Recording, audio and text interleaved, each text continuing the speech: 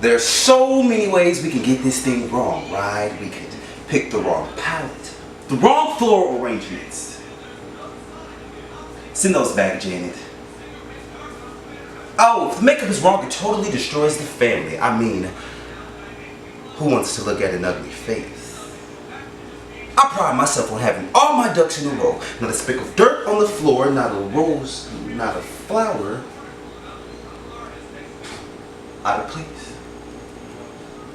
I look over the church every night before the big day. I inspect the setup, go over the programs because I don't want any surprises. And I hate surprises. But before I can go, something isn't settling right inside. Big day Eve butterflies. I know it's just...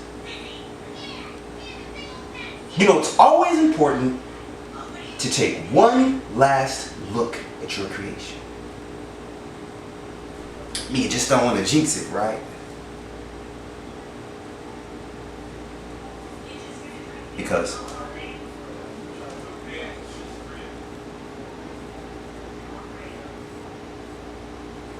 funerals become last goodbyes.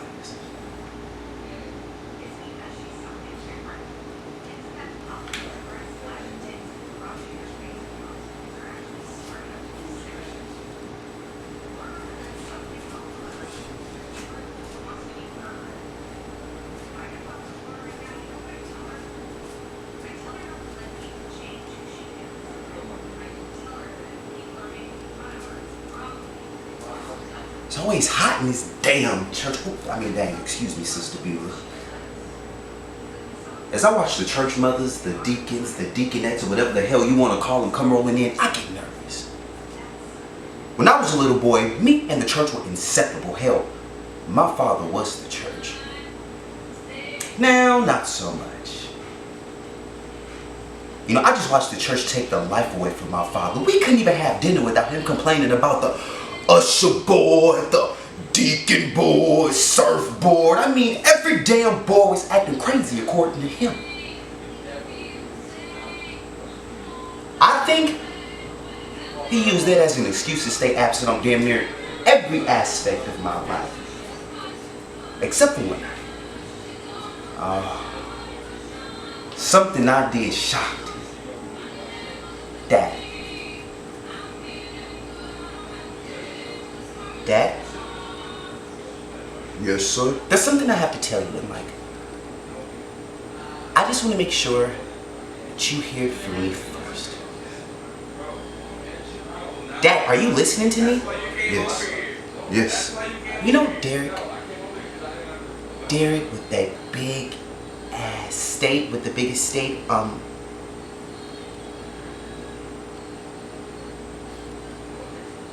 I love him.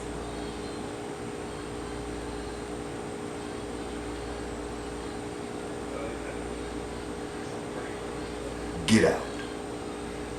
Get out. What? Get out. You can't stay here no more. You just can't. How this gonna make me look, huh? Pastor of a church with a gay son. You act like I'm some kind of murderer. Like, I'm still your son. I'm still Marcus. Well, that didn't go over well. You know, Dad showed me his before he met God's side, which always terrified me. But on that day, though, I held it together.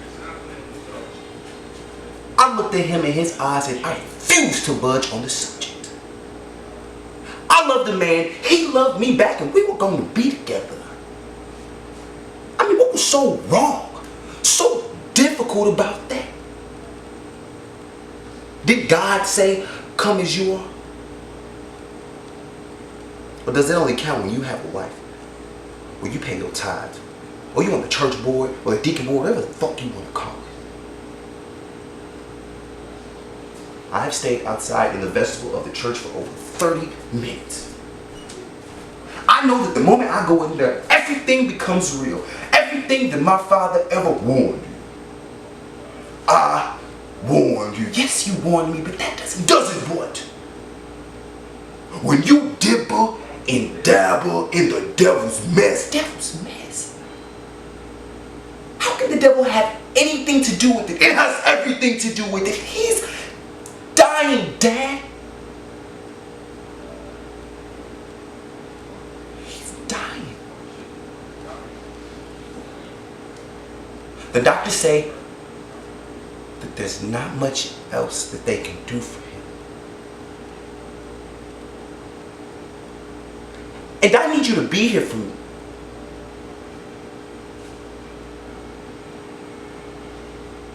I'm sorry. You know, that's all I ever wanted to hear from you. Thank you. I'm sorry, there's nothing that I can do for you. Now please, leave.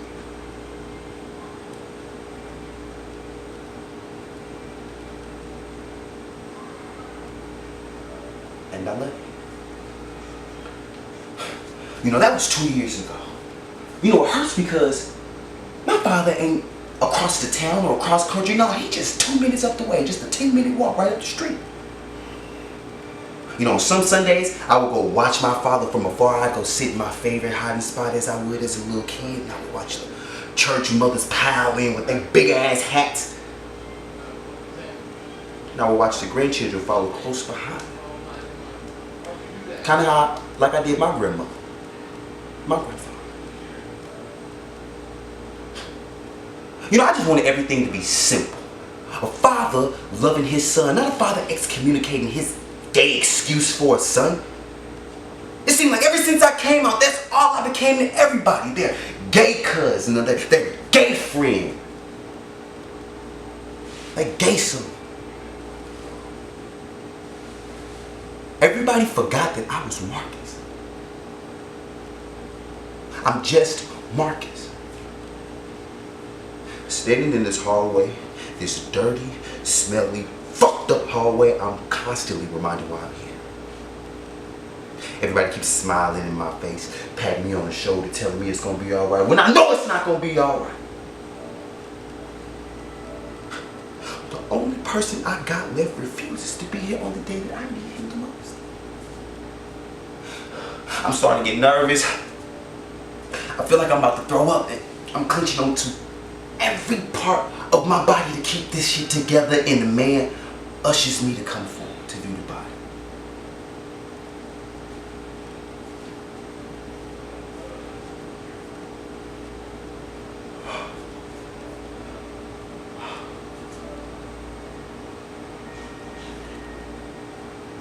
I told you I have everything together for you. Oh, I had to cut them orange socks because I like to think that you didn't know what the fuck you were thinking. I love you. I always have. Please pick up your drawers while you're in heaven, because I don't want you to get demoted to hell. You know I can't take the heat.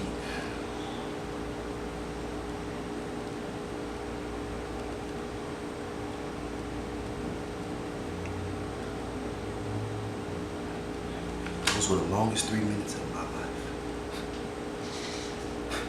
You know, I couldn't stay in there. I couldn't sit there and watch him like that. The ushers bring me water, and I sit, I breathe, and I wait till I'm strong enough to go back in. And then I hear it. This song I haven't heard since I was a child. Now, I go to the church window and look through it. And there in the choir stand is my father. And he sees me. And he smiles, the biggest smile I've ever seen him see.